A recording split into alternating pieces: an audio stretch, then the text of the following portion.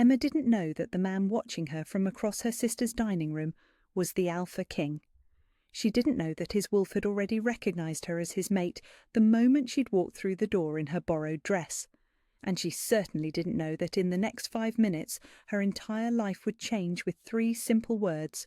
All she knew was that she was late again, and that Caroline would make her pay for it. The anniversary dinner was already in full swing when Emma slipped through the servants' entrance of her sister's sprawling estate. 25 guests filled the opulent dining room, their laughter and conversation a symphony of wealth and privilege that made her stomach clench with familiar anxiety. She smoothed down the simple black dress she'd borrowed from the housekeeper, too loose in the bust, too short in the hem, and tried to make herself invisible. "There you are!" Caroline's voice cut through the dinner party chatter like a blade. "I was beginning to think you'd forgotten your duties." Emma's cheeks burned as every head turned toward her. Among the sea of curious faces, one pair of eyes held her captive, storm-grey eyes that seemed to see straight through her, belonging to a man who sat with the casual confidence of someone who owned worlds. Something hot and electric shot up her spine when their gazes met, settling in her chest like a second heartbeat. Impossible. She forced herself to look away, focusing on Caroline's perfectly manicured fingers as they gestured dismissively. "The kitchen staff needs help serving dessert. Try not to drop anything this time." The familiar sting of humiliation washed over Emma as she nodded and headed toward the kitchen. This was her place in the family hierarchy, the charity case, the burden. The sister who lived in the renovated garden, shed behind the main house because Caroline's husband Marcus couldn't stand having that mess under his roof permanently. She'd been serving wine and clearing plates for the better part of an hour when Marcus decided to make his announcement. Emma was refilling water glasses when his booming voice cut across the table, wine making him bolder than usual. "Ladies and gentlemen, I'd like to take a moment to acknowledge my wife's incredible generosity." He raised his glass, his smile sharp and cold. Not many people would take in their less fortunate sister and provide for her so graciously. Caroline has truly shown what it means to care for family, even when that family is... He paused, his eyes finding Emma's across the room. "Well, let's be honest, she's the family charity case." The words hit Emma like a physical blow. The water pitcher trembled in her hands as laughter rippled around the table. Not cruel exactly, but comfortable amusement at her expense. She'd heard variations of this speech before, but never in front of so many people. Never in front of strangers who would now forever know her as the pathetic sister who lived on scraps of charity. Heat flooded her face as she set down the pitcher with shaking hands. She needed to get out of here, needed to disappear back to her shed where she could cry in private and pretend this hadn't happened. Again. That's when the man with storm-grey eyes stood up. The room went silent. Every conversation stopped mid-sentence as he rose from his chair with fluid, predatory grace. Emma felt the weight of his attention like a physical thing, warm and protective and impossibly intense. "Actually," he said, his voice carrying the kind of authority that made alphas bow their heads, "she's my fiancée." The silence stretched, thick and stunned. Emma's heart stopped beating entirely. The words didn't make sense. This stranger, this devastatingly handsome stranger who looked like he could buy and sell everyone in this room, had just claimed her as his. Marcus's face went pale. "I'm sorry, what?" The man moved around the table with liquid grace, never taking his eyes off Emma. When he reached her, he took the water pitcher from her nerveless fingers and set it aside, his touch sending shockwaves up her arms. "Emma Winters," he said softly, his voice meant for her alone, even though the entire room hung on his every word. "My intended. We've been keeping it quiet."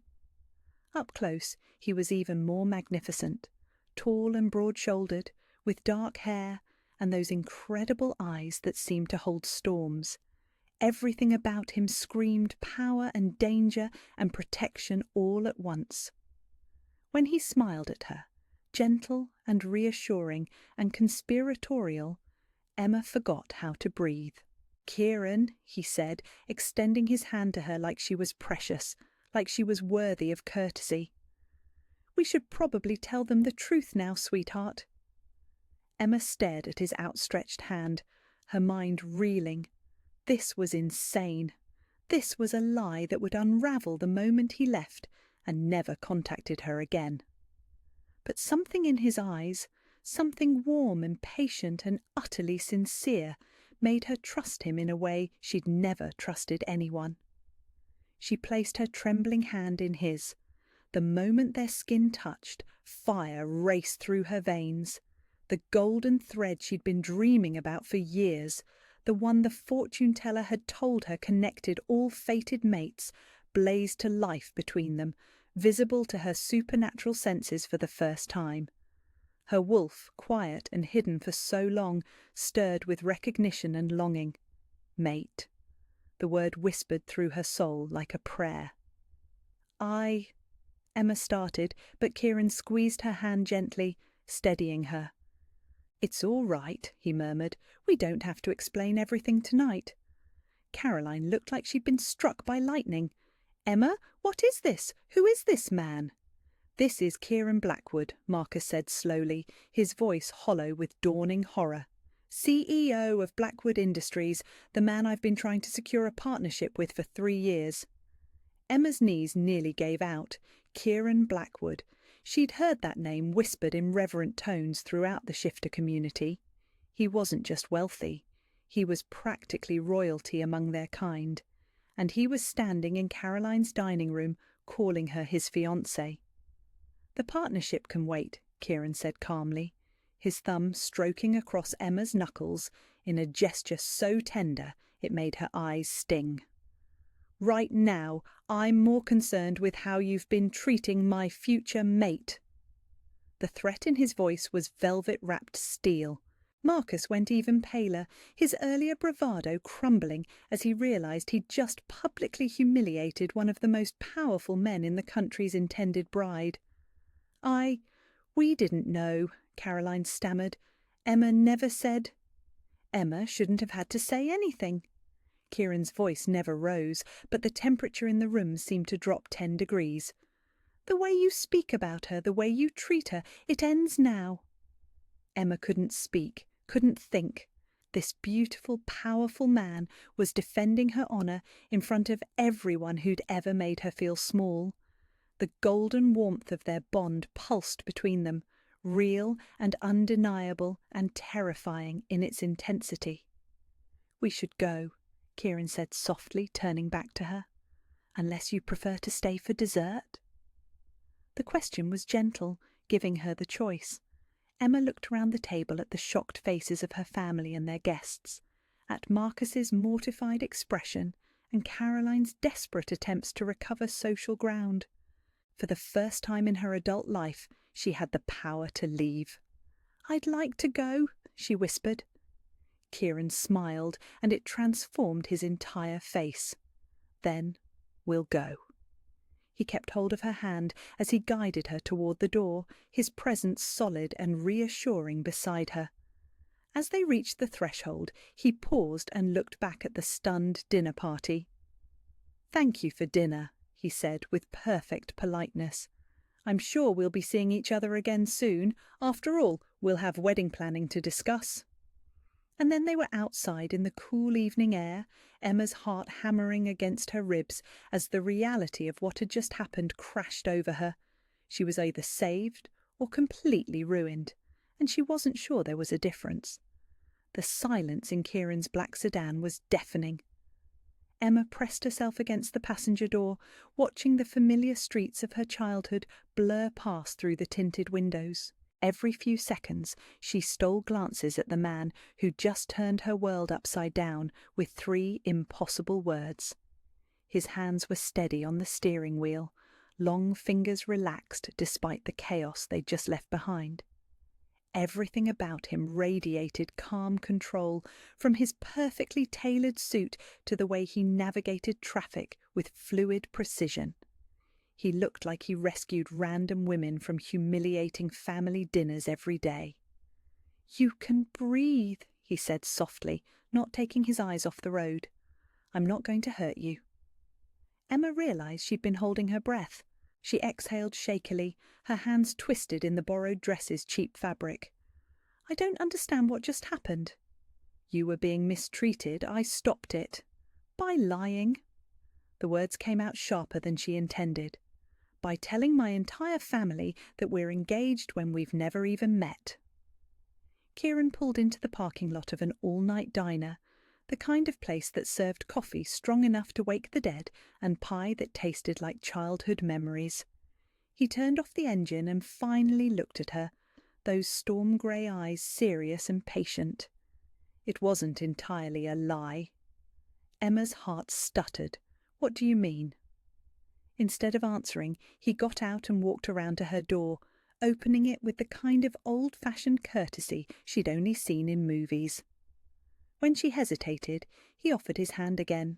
"Coffee," he said simply, "and answers, I promise." The diner was nearly empty, except for a trucker nursing black coffee at the counter and a young couple sharing a slice of chocolate cake in a corner booth. Kieran guided her to a table by the window, waiting until she was seated before taking the chair across from her. "My name is Kieran Blackwood," he said, once the waitress had brought them coffee and retreated. "But that's not the whole truth." Emma wrapped her hands around her mug, grateful for the warmth. "What's the whole truth?" "I'm the Alpha King."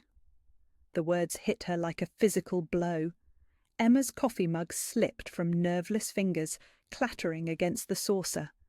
Coffee sloshed across the table, but she barely noticed. "That's not possible." "Your wolf knows." His voice was gentle, but there was ancient power beneath it now that he'd dropped his human facade. "She recognized me the moment you walked into that dining room, just like my wolf recognized you." Emma's breath caught. The golden warmth she'd felt when they touched, the inexplicable pull toward this stranger, suddenly made terrible, wonderful sense. "Mates," she whispered. "Mates?" He leaned forward, his eyes never leaving hers. "I know it's overwhelming. I know it's the last thing you expected tonight."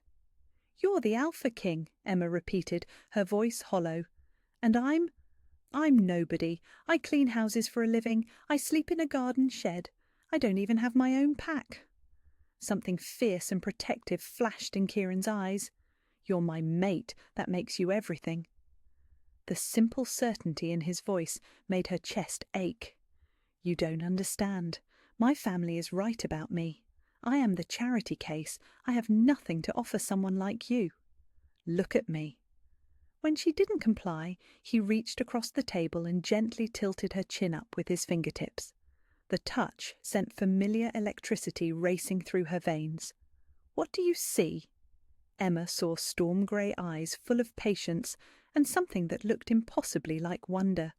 She saw a man who could have anyone, anything, looking at her like she was precious, like she was the answer to a prayer he'd been whispering for years. "I see someone who's going to realize he made a mistake," she said quietly. Kieran's thumb brushed across her cheek and she realized she was crying.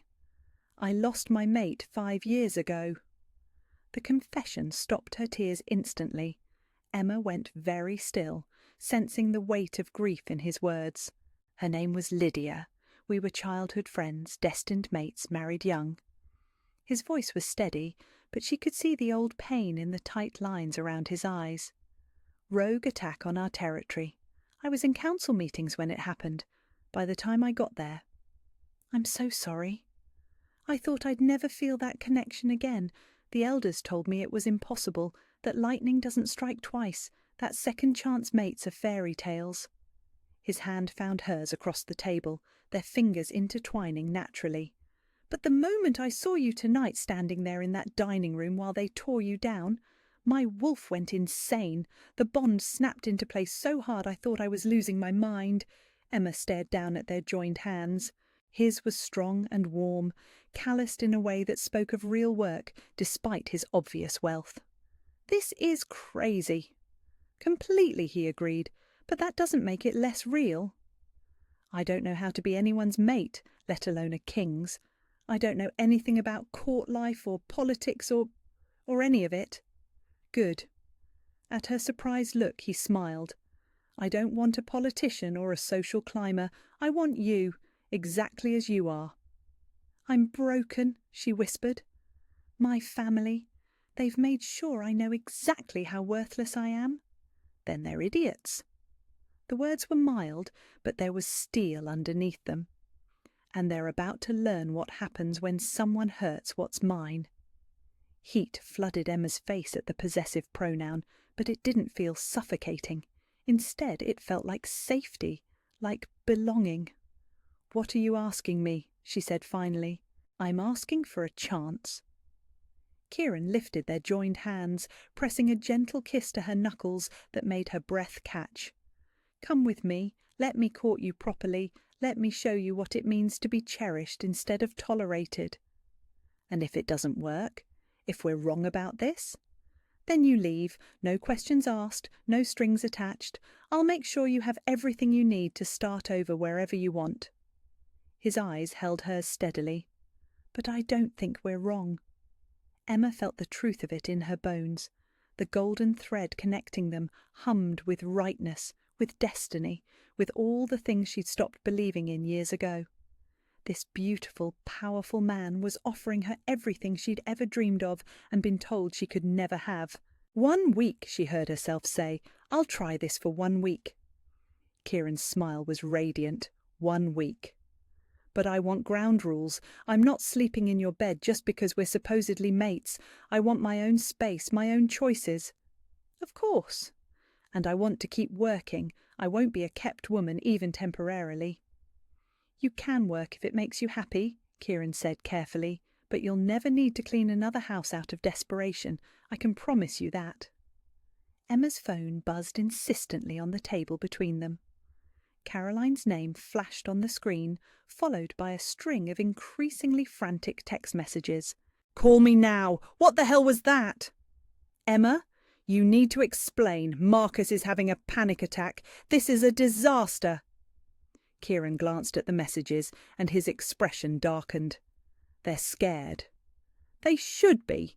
They just publicly humiliated the Alpha King's mate." Emma looked up at him. "What happens now?" "Now?" Kieran's smile was sharp and satisfied. "Now they learn that actions have consequences, and you learn what it feels like to be protected instead of abandoned." He stood and offered her his hand one more time. "Ready to see where you'll be staying?" Emma looked at his outstretched palm, at the patient hope in his storm-grey eyes, at the future he was offering her with such careful reverence. She'd been running from everything her whole life. Maybe it was time to try running towards something instead. She took his hand. The royal palace wasn't what Emma had expected. Instead of cold marble and intimidating grandeur, Kieran led her through warm corridors lined with tapestries that told stories of pack history and triumph. Soft lighting cast everything in golden hues, and she could smell something wonderful, cinnamon and vanilla, drifting from somewhere deeper in the residence. "Your room is this way," Kieran said, carrying the single duffel bag that contained everything she owned in the world. "I had Sophia prepare the blue suite. It has its own sitting area and a view of the gardens." Emma's steps faltered. "Sophia?" "My beta's mate. She's been handling the household since—" He paused, something flickering across his features. "Since Lydia died. You'll like her. She has strong opinions about everything and no filter whatsoever." As if summoned by her name, a woman appeared at the end of the hallway. Tall and lean, with silver-streaked auburn hair, she moved with the confident stride of someone accustomed to being obeyed. Her amber eyes swept over Emma with frank assessment. "So you're the one who's got our king looking like he swallowed sunshine," Sophia said without preamble. "Good. It's about damn time." "Sophia," Kieran warned, but there was fondness in his voice. Don't Sophia me. 5 years I've watched you mope around this place like a ghost." She turned to Emma, her expression softening slightly. "I'm Sophia Reeves, beta female and general keeper of sanity around here. You hungry, honey? You look like you could use a good meal."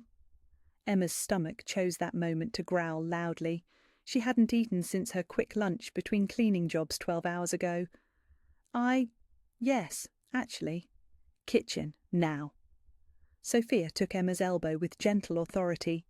"Kieran, go brood somewhere else for an hour. We need girl talk." "I don't brood," Kieran protested, but he was already heading down a different corridor. "Like hell you don't." The kitchen was enormous, but somehow still felt cosy. Copper pots hung from wrought iron racks, herbs grew in window boxes, and a massive stone fireplace dominated one wall. Sophia busied herself pulling ingredients from the refrigerator while Emma perched uncertainly on a bar stool. "So," Sophia said, cracking eggs into a bowl, "tell me how you managed to knock our unshakable Alpha King completely off his axis in the span of one evening." "I didn't do anything. I was just there." "Honey, in 5 years that man has been just there for dozens of eligible she-wolves, visiting dignitaries and political matches. Not one of them made him so much as blink twice." Sophia whisked the eggs with practised efficiency. "Then he comes home tonight looking like he's been struck by lightning, carrying your bag like it contains the crown jewels, and announces that his mate has come home." Emma's cheeks heated. "He told you we were mates?" "Didn't have to. I can smell it on both of you, that new bond energy, like ozone before a thunderstorm." Sophia poured the eggs into a hot pan, adding cheese and herbs with the kind of casual skill that spoke of years of practice. "Question is, what are you planning to do about it?" "I don't know." Emma watched Sophia cook, mesmerised by the easy competence. "This is all happening so fast. Yesterday I was scrubbing floors and living in a shed. Today I'm supposedly engaged to the Alpha King." "Supposedly?" "It's not real. He was protecting me from my family, from their cruelty." Sophia snorted. "Let me tell you something about that man. Kieran Blackwood has never done anything impulsive in his entire life. He's calculated and careful and thinks 17 steps ahead of everyone else. If he claimed you publicly, it's because his wolf made the decision for him." The omelette was perfectly golden when Sophia slid it onto a plate, adding fresh fruit and toast. Emma's mouth watered at the sight of more food than she usually ate in 2 days. "Eat," Sophia commanded, settling across from her with her own cup of coffee. "And tell me about this family of yours that had him ready to commit murder in their dining room." Between bites of the most delicious omelette of her life, Emma found herself spilling everything. The years of subtle cruelty, the constant reminders of her place as the unwanted burden, the way Caroline and Marcus had systematically eroded her sense of self-worth until she believed she truly was nothing. Sophia's expression grew progressively darker as the story unfolded. "Jesus Christ," she muttered when Emma finished. "No wonder he wants to burn them all down." "He said that. Didn't have to. I've seen that look before, the one he gets when someone threatens Pac. Your family is lucky he's got more self-control than most alphas." Emma set down her fork, her appetite fading. "I shouldn't be here. I don't know anything about being a Luna, about court politics, about any of this world. I'll just embarrass him." "Bullshit." The blunt response startled Emma into looking up. Sophia's amber eyes were fierce with conviction. "You think lunarship is about knowing which fork to use at formal dinners? About curtsying pretty and making small talk with visiting dignitaries?" Sophia leaned forward. "I've watched 3 generations of pack leaders, honey. The good ones, the great ones. They don't need mates who know protocol. They need partners who understand strength, who've survived things that would break other people. I'm not strong, I'm broken. You survived years of emotional abuse and still have the capacity to trust a stranger enough to come home with him. You worked multiple jobs to stay independent instead of accepting charity that came with conditions. You've been knocked down over and over, and you keep getting back up." Sophia's smile was sharp and proud. "That's not broken, sweetheart. That's warrior strong. Warmth bloomed in Emma's chest at the words. When was the last time anyone had called her strong? Now, Sophia continued, let's talk about the real challenge you're facing. Which is? Court politics, specifically the pack of she-wolves who've been circling Kieran like vultures for the past 5 years, hoping to catch his attention. Emma's stomach clenched. Of course, a man like Kieran wouldn't lack for options. Lady Vivian Ashford has been the most persistent, Sophia said matter-of-factly.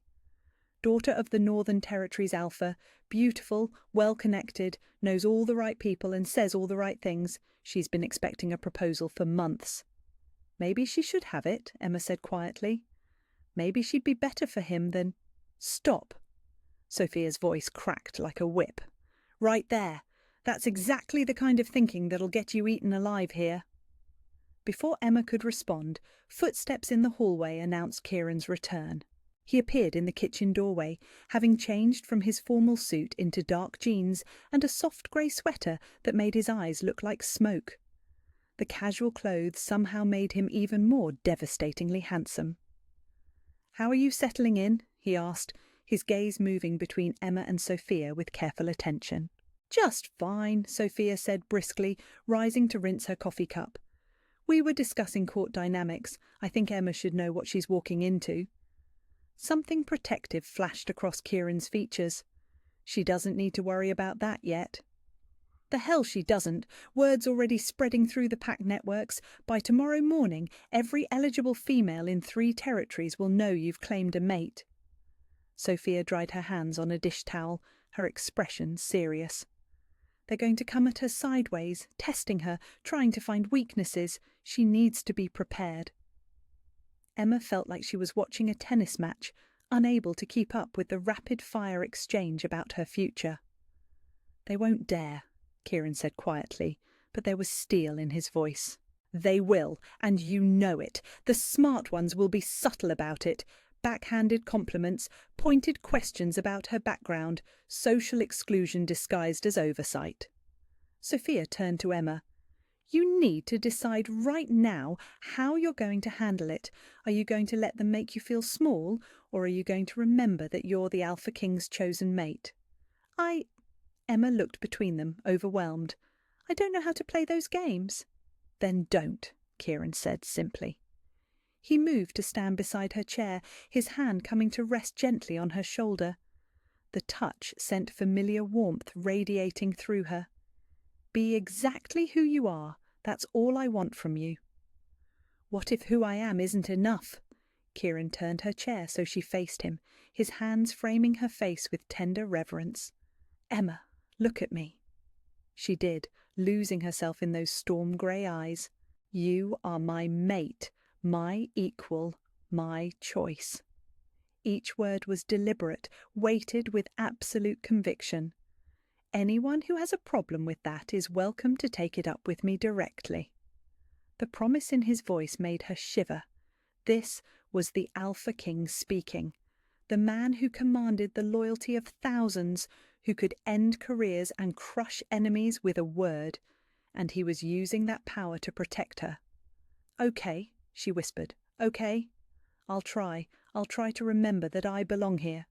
Kieran's smile was radiant. He leaned down and pressed a gentle kiss to her forehead, the touch so tender it made her eyes sting. "You belong with me," he murmured against her skin. "Everything else is just details." When he pulled back, Emma saw Sophia watching them with satisfaction. "Good," the beta female said briskly. "Now that we've got that settled, let me show you to your room. Tomorrow's going to be a big day." As Sophia led her through corridors that smelled of home and safety, Emma tried to quiet the voice in her head that insisted this was all too good to be true. For once in her life, she was going to choose hope over fear, even if it terrified her. The emergency council meeting was called at dawn. Emma woke to the sound of running footsteps in the corridors and urgent voices carrying through the palace walls. She pulled on the simple jeans and sweater Sophia had provided, her first new clothes in years, and followed the commotion to its source. The war room was exactly what it sounded like. Maps covered every surface, communication devices buzzed with constant updates, and the air thrummed with barely controlled tension. Kieran stood at the centre of it all, his alpha authority radiating outward in waves that made even the strongest pack members bow their heads in deference. He was magnificent and terrifying. 20 confirmed dead in the border settlements, his war chief was reporting. Rogue pack, at least 50 strong. They're moving toward the capital. Emma pressed herself against the doorframe, suddenly aware that she didn't belong here. These were pack matters, kingdom business, life and death decisions that required expertise she didn't possess. Evacuation protocols? Kieran's voice was steel wrapped in ice. Already in motion, but sir... The war chief hesitated. Council members are suggesting we consider whether recent distractions might be affecting your judgment about defensive priorities. The temperature in the room dropped 10 degrees. Every conversation stopped as Kieran's power filled the space like a living thing, pressing against everyone present with barely leashed fury. Distractions? The lunar situation, sir. Some feel that your attention has been divided. Emma's blood went cold. They were talking about her. She was the distraction that was supposedly compromising the Alpha King's ability to protect his people. Get out! Kieran's voice was deadly quiet. The war chief paled. Sir, all of you, out, now. The room emptied in seconds, pack members filing past Emma with careful avoidance of eye contact. Only she remained in the doorway, frozen by the weight of what she'd just heard. Kieran's shoulders were rigid with tension, his hands braced against the war table as he stared down at tactical maps marked with red zones of destruction. How long were you standing there? He asked without turning around. Long enough? Emma stepped into the room, her heart hammering against her ribs. They're right, aren't they? I am a distraction. No. People are dying, and your council thinks you're too busy playing house with the charity case to... Kieran spun around so fast she took an involuntary step backward. His eyes blazed with fury, but she realised it wasn't directed at her. Don't! The word cracked like a whip. Don't you dare repeat their poison! It's not poison if it's true. Emma wrapped her arms around herself, suddenly cold. I should go. I should leave before I make things worse. Emma, no, listen to me. The words tumbled out in a desperate rush. I knew this was too good to be true. I knew I didn't belong here. Your people are in danger, and I'm just the girl who cleans houses. I'm not worth risking anyone's life for. Kieran crossed the room in 3 strides, his hands framing her face with gentle authority. Look at me. She tried to turn away, but his touch was steady, inexorable. Look at me. Emma met his storm-grey gaze and saw something that took her breath away. Not fury, not frustration, but absolute, unwavering certainty. I have been Alpha King for 8 years, he said quietly. In that time, I have made thousands of decisions about pack safety, territorial disputes, and crisis management. Not once, not ever, has my judgment been compromised by personal feelings. But the rogues have been planning this attack for months. We have intelligence reports dating back to before I ever met you. Their timing has nothing to do with you being here, and everything to do with seasonal migration patterns and political opportunism. Emma wanted to believe him. God, she wanted to believe him so desperately it hurt. The council members who questioned my priorities? Kieran's thumb brushed across her cheekbone. They're the same ones who've been pressuring me to take a political mate for years. The same ones who see you as a threat to their own influence and agenda. What if they're right? What if I make you weak? Kieran's smile was fierce and proud. Sweetheart, you make me stronger. You make me remember what I'm fighting for. Before Emma could respond, alarms began blaring throughout the palace. Emergency signals that meant immediate, imminent danger. Sir, Sophia's voice carried from the corridor. Scouts report rogue advance units 5 miles out. They'll reach the capital in 2 hours. Kieran's entire demeanour shifted, the tender mate disappearing as the Alpha King took complete control. Full defensive positions, evacuate all non-combatants to the shelters, including the Luna. Emma felt rather than saw Kieran's hesitation. The pause lasted maybe half a second, but it might as well have been an eternity. No. Emma stepped forward, surprising herself with the strength in her voice. I'm not hiding in a bunker while people fight to protect me. Emma, I'm a trained medic, basic certification, but I know field medicine, gunshot wounds, trauma care, emergency stabilization. She lifted her chin, meeting his gaze directly. You need every pair of hands you can get, and I can help save lives. Kieran stared at her for a long moment, something shifting behind his eyes. You're not a warrior. No, but I'm your mate, and mates protect each other. The words hung in the air between them, loaded with meaning Emma was only beginning to understand. She was claiming her place, not as a hidden treasure to be protected, but as a partner who would stand with him. Medical station, Kieran said finally. You stay with the healers behind the defensive lines. Agreed. And Emma? His hand found hers, their fingers intertwining with familiar warmth. When this is over, we're going to have a conversation about you putting yourself in danger. She almost smiled. When this is over, I'll listen to you yell at me all you want. The battle was brutal and swift. Emma worked alongside the pack's medical team, her hands steady despite the chaos around her. She cleaned wounds, held pressure on bleeding arteries, and whispered reassurances to injured warriors while the sounds of combat raged beyond the medical station's walls. She was stitching a deep gash on a young baiter's shoulder when the commotion started near the entrance, shouting, snarling, the distinctive sound of claws on stone. 3 rogues had broken through the defensive perimeter. Emma looked up from her patient to find herself staring into feral yellow eyes, set in a face twisted by madness and bloodlust. The rogue was massive, his clothes shredded, his claws extended and dripping with gore. Time slowed to a crawl. The rogue tensed to leap. Emma's patient tried to shield her with his injured body. The medical staff scattered, screaming. Then Kieran was there.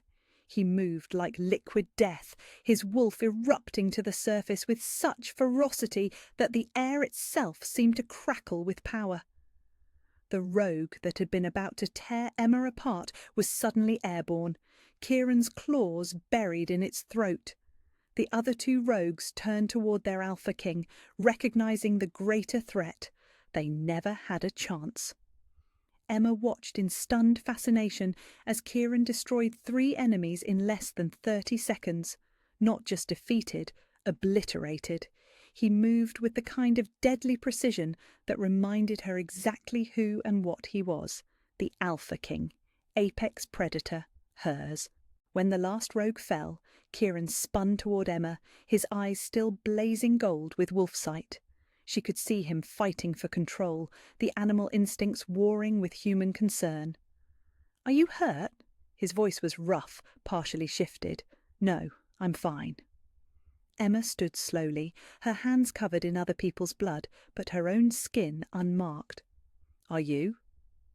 Instead of answering, Kieran crossed the space between them and pulled her against his chest with desperate force. She could feel his heart hammering, could smell the adrenaline and protective fury radiating from his skin. When I saw them here, near you.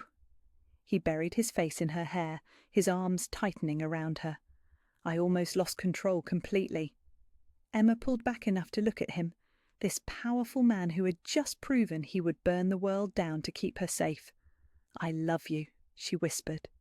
The words slipped out without permission, but she didn't want to take them back. They felt right, true, inevitable. Kieran went very still, his gold eyes searching her face. Say it again. I love you, Emma repeated, louder this time. I love your patience and your strength and the way you make me feel like I matter. I love that you fight for your people and protect what's yours. I love... He kissed her. Not gentle this time, not careful or restrained. This kiss was claiming and desperate and full of battle-heated passion. Emma kissed him back with everything she had, pouring months of loneliness and years of feeling worthless into the connection between them. When they finally broke apart, both breathing hard, Kieran rested his forehead against hers. "I love you too," he said roughly, "more than I thought possible, more than I believed I deserved after losing Lydia." Around them, the medical station had erupted in cheers. The pack members who had witnessed their Alpha King's public claiming of his mate were howling approval, their voices raised in celebration of the bond that would strengthen them all. Emma felt the last of her walls crumble. She was home. She was chosen. She was exactly where she belonged, and anyone who had a problem with that would have to go through her mate first. The formal engagement announcement hit the pack networks like wildfire. Within hours of the palace's official statement, Emma's phone began buzzing with messages from numbers she didn't recognise, reporters requesting interviews, and one very frantic call from Caroline. "You have to come home," her sister pleaded through the phone. "We need to talk. The whole family needs to apologise properly." Emma stood in Kieran's private office, watching him handle crisis management calls with the same deadly efficiency he'd shown in battle. The rogue threat had been neutralised, but political ramifications were spreading across multiple territories. "I am home," Emma said quietly into the phone. "That's not what I meant, and you know it. Emma, please, Marcus is beside himself. He had no idea who Kieran was when he said those things. We would never have—" "Never have what? Treated me like garbage if you'd known I might be useful someday?"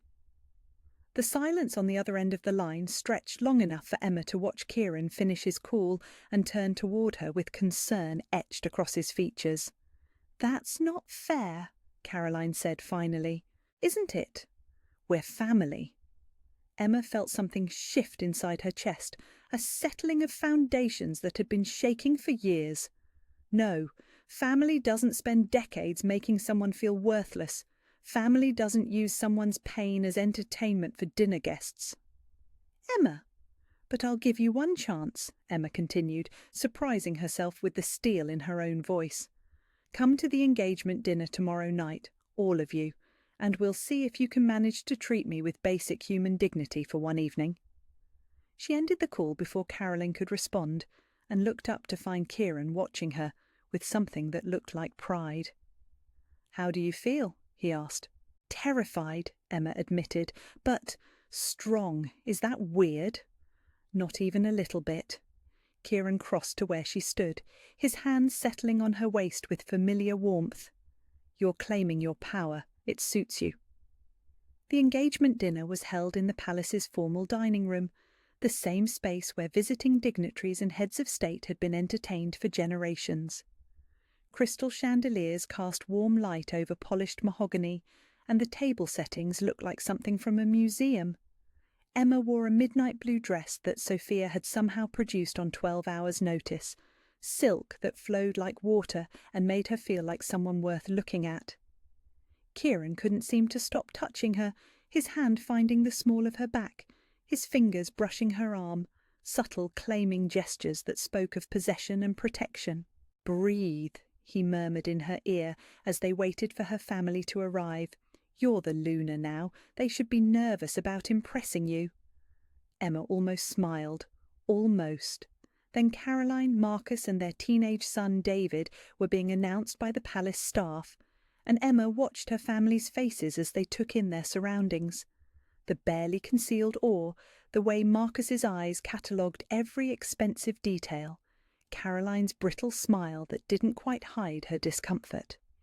"Emma," Caroline said, moving forward with her arms outstretched, "you look wonderful." The hug was awkward, performative. Emma endured it without returning the embrace. Caroline, Marcus, David. She nodded to each in turn, then stepped back against Kieran's solid warmth. "Thank you for coming." "Your Majesty," Marcus said, offering Kieran a bow that was just deep enough to be respectful without being obsequious. "Thank you for inviting us to celebrate this joyous occasion." The words were right, but Emma could hear the calculation underneath them. Marcus was already thinking about business connections, political advantage, ways to leverage his new relationship with the Alpha King. Dinner was a careful dance of social niceties. Caroline complimented the palace, the food, Emma's dress. Marcus shared carefully vetted stories about his business successes, clearly hoping to impress Kieran. David remained mostly silent, shooting curious glances at Emma like he was seeing her for the first time. It might have passed for a normal family dinner, if not for the undercurrent of tension, the way Emma could feel Kieran's watchful attention tracking every interaction. The facade cracked during the main course. "I still can't believe our little Emma is going to be a queen," Caroline said with a laugh that was just slightly too bright. "She was always the quiet one, you know, never much for attention or ambition." "Interesting way to describe someone who worked 3 jobs to stay independent," Kieran said mildly, but Emma felt the warning in his stillness. "Oh, well, yes, Emma's always been very determined about that." Marcus reached for his wineglass. "Though I have to ask, and please don't take this the wrong way, but how exactly did you two meet? Emma never mentioned she was seeing anyone, and we thought we knew all her friends." The question was poisoned honey, sweet on the surface but designed to highlight Emma's isolation, her lack of social connections worth mentioning to family. "We met at your anniversary dinner," Emma said calmly before Kieran could respond. "When you introduced me to your guests as the family charity case." Marcus's face went pale. "Emma, that was taken out of context. I was celebrating Caroline's generosity." "You were humiliating me in front of strangers for entertainment." "That's not how I meant it." "How did you mean it?" Emma set down her fork and met his eyes directly. "When you told a room full of people that I was a burden Caroline was gracious enough to tolerate, what context makes that acceptable?" "I think what Marcus is trying to say," Caroline interjected quickly, "is that family dynamics can be complicated. Sometimes things come out wrong." "For years?" Emma's voice remained steady, but Kieran could feel the tension radiating from her. "Did things come out wrong for years? Emma, please. When you told me I should be grateful for the shed because at least it had running water, was that taken out of context?" Silence. "When Marcus suggested I clean the guest bathroom with my own toothbrush because I'd probably use it wrong anyway, was that a misunderstanding?" Marcus opened his mouth, but no words came out. "When you introduced me to your friends as your project case and laughed about how some people never learn to help themselves, what was the proper context for that?" Emma stood slowly, her movement fluid and controlled. She looked like a queen. She was a queen. "I invited you here tonight to give you a chance to see me as I actually am, instead of the burden you convinced yourselves I was, to treat me with the basic respect you'd show a stranger on the street." "Emma?" Caroline's voice was small. "We do respect you." "No, you don't. You never have." Emma's hand found Kieran's shoulder, drawing strength from his solid presence. "But that's not my problem anymore." "What does that mean?" "It means I'm done," Emma said simply. "Done pretending that blood makes you family when you've never acted like it. Done accepting cruelty disguised as concern. Done making myself small so you can feel big." Marcus finally found his voice. "You can't just cut us out. We're family. We raised you after your parents died." "You took me in because the Pack Council required it. You housed me in a shed and made sure I never forgot it was charity."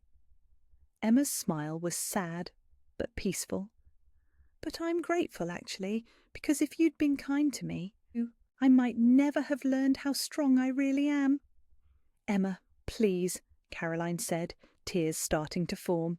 "Don't do this. We can do better. We can—" "Maybe you can. I hope you do for David's sake." Emma looked at her nephew, who'd been watching the entire exchange with wide eyes. "But I won't be around to find out." She moved toward the door, then paused and looked back. "I forgive you," she said quietly. "Both of you. Not because you deserve it, but because I deserve peace. But forgiveness doesn't mean I'm willing to be hurt again." Kieran rose and moved to her side. his presence protective without being overbearing. "I think this evening is over." "Please," Marcus said desperately. "Your Majesty, surely family differences can be—" "The Luna has spoken," Kieran said, and there was absolute finality in his voice.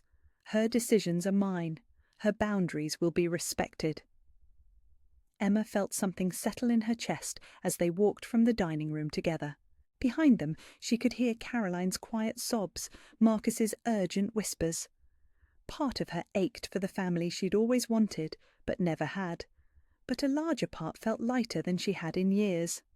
"How do you feel?" Kieran asked as they reached his private study.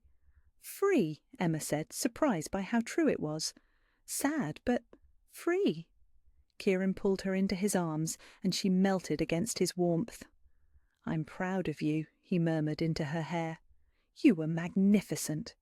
"I was terrified." "I know, that's what made it magnificent." Emma pulled back to look at him, this man who'd seen her strength before she knew she had it. "I love you," she said, and this time the words came easily. "Thank you for showing me who I really am." "Thank you for letting me see it," he replied, then kissed her with all the reverence of a man who'd found his miracle twice in one lifetime. Outside, snow began to fall, covering the palace grounds in pristine white. A new beginning. A clean slate. Emma was finally home. 3 months later, Emma woke to the sound of rain against the windows, and Kieran's arm tightened around her waist. Somewhere in the weeks following their engagement dinner, she'd stopped sleeping in the guest room and started sharing his bed. Not because he'd asked or expected it, but because the nightmares that had plagued her for years simply stopped when she was wrapped in his warmth. "Good morning, Luna," he murmured against her neck, his voice rough with sleep. Emma smiled, stretching against the solid comfort of his body. Luna. The title still made her heart flutter, but it no longer felt impossible. She'd grown into it, one decision at a time. "Good morning, Alpha King. Don't you have a council meeting in an hour?" "They can wait." Kieran's lips found the sensitive spot behind her ear that made her shiver. "I have more important things to focus on." "More important than territorial disputes?" "Much more important." His hand splayed across her stomach, fingers tracing lazy patterns over the silk of her nightgown. "Like the fact that my mate is glowing." Emma's breath caught. She'd been waiting for the right moment to tell him, had been carrying the secret for 3 days like a precious jewel. "Kieran, I can smell it on you," he said softly, wonder creeping into his voice. "The change. You're pregnant." Emma turned in his arms so she could see his face, watched the storm-grey eyes she loved so much as understanding dawned. 8 weeks, she whispered. "I wanted to be sure before I told you." Kieran went very still, his gaze searching her face with desperate intensity. "How do you feel? Are you happy? Scared? I know we never talked about timing." Emma silenced him with a kiss, pouring all her joy and certainty into the connection between them. When they broke apart, both breathing hard, she rested her forehead against his. "I'm terrified and thrilled and so happy I can barely stand it," she said. "I never thought I'd have this. Family, real family." "You do now," Kieran said fiercely. "Forever, I promise." The morning routine they'd developed over the past months felt different now, charged with new meaning. Emma watched Kieran shave while she braided her hair, their eyes meeting in the mirror with shared secrets and gentle smiles. He brought her tea instead of coffee. When had he started noticing these small preferences? And she straightened his tie while he told her about the day's agenda. Domestic bliss. That's what Sophia called it when she teased them about being disgustingly happy. "The refugee programme proposal is ready for your review," Emma said as they walked toward the council chambers together. "I think you'll approve of the final budget allocations." 3 weeks after the engagement dinner, Emma had approached Kieran with an idea. She wanted to establish a programme for displaced shifters, wolves who'd lost their packs due to rogue attacks, family conflicts, or territorial disputes. Having been essentially packless herself, She understood the isolation and vulnerability that came with having nowhere to belong. "You don't need my approval," Kieran said, his hand finding the small of her back as they walked. "The council voted you full authority over humanitarian programs last month. Your project, your decisions." Emma still marvelled at how naturally he shared power with her, not because she demanded it or proven herself worthy, but because he genuinely valued her perspective and wanted her input on matters that affected their people. The council meeting was routine: budget reviews, territory reports, trade agreements. Emma took her seat at Kieran's right hand and felt the familiar satisfaction of belonging, of having a voice that mattered. "One final matter," Sophia announced from her position as beta advisor. "We've received a request for an audience from the Winters family." Emma's hand stilled on her notepad. Beside her, Kieran's power stirred just enough to make the air shimmer with protective tension. "Declined," he said without hesitation. "Actually," Emma said quietly, "I'll see them." Every head in the room turned toward her. Kieran's eyes held a question she could read as clearly as if he'd spoken aloud. "Are you sure?" Emma nodded slightly. She was sure. 15 minutes, she said to Sophia, in the small receiving room, and I want you and Kieran present. Caroline and Marcus arrived precisely on time, looking older than Emma remembered, smaller somehow, without the familiar backdrop of their estate to give them importance. "Emma," Caroline began, "thank you for agreeing to see us." "Luna Emma," Sophia corrected mildly. Caroline flushed. "Luna Emma, thank you." Emma studied her sister's face, looking for signs of the woman who'd raised her after their parents died. She found fragments, the same green eyes, the stubborn set of her chin, but the cruelty that had defined their relationship seemed dulled by something that might have been shame. "What do you want?" Emma asked, not unkindly but without warmth. "To apologise," Marcus said, his voice stripped of its usual bluster. "Really apologise, not the social manoeuvring we attempted before. We've had 3 months to think about what we did to you, and we're horrified." "Are you?" "I started seeing a therapist," Caroline said quietly. "About my jealousy, my need to tear you down to build myself up. She helped me understand how our parents' death affected me, how I blamed you for surviving when they didn't." Emma blinked, surprised by the honesty. "That's not an excuse," Caroline continued quickly. "Nothing excuses how we treated you, but it's an explanation, and I wanted you to know that I'm working to be better." "For David," Marcus added, "he asked us some hard questions after that dinner, about fairness, about family, about the kind of people we want to be. We didn't like the answers."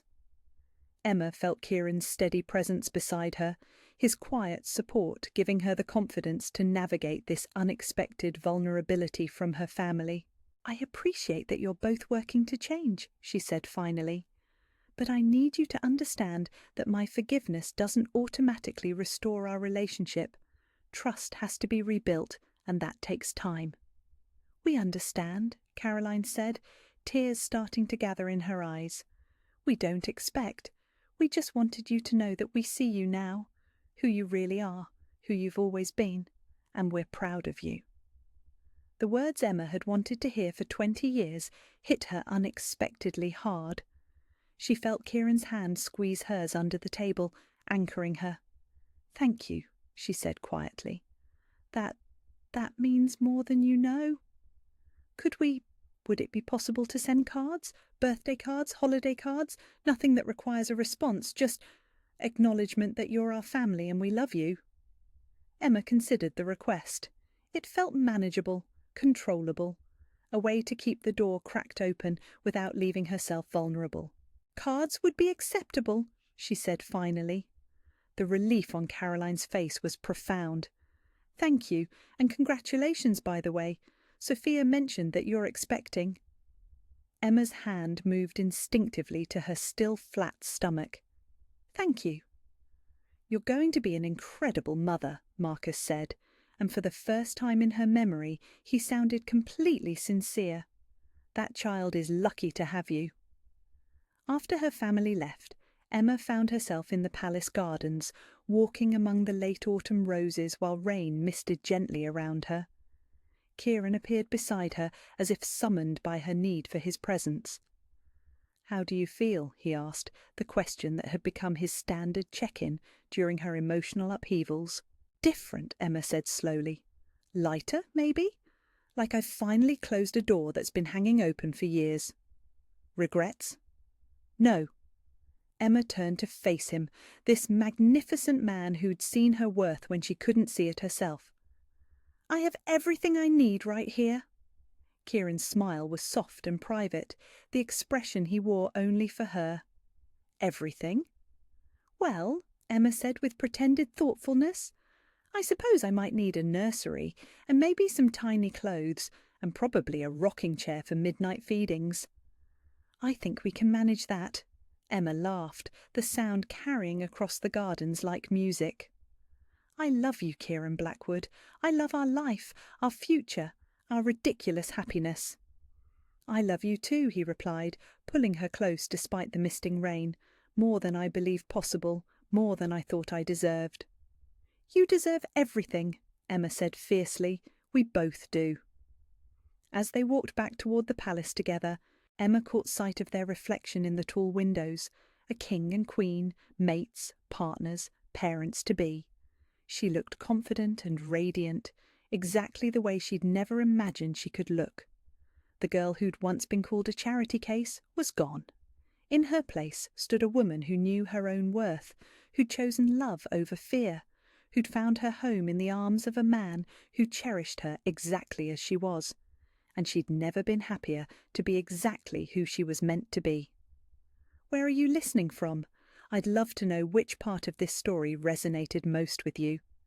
Emma's journey from feeling worthless to embracing her true value is one we all need to hear sometimes. Let's meet in the comments and share our thoughts about finding the people who see our worth when we can't see it ourselves. If you'd like to support me and hear more stories like this, please subscribe. It's free and it helps more people discover these tales of love, conquering all the voices that try to make us feel small.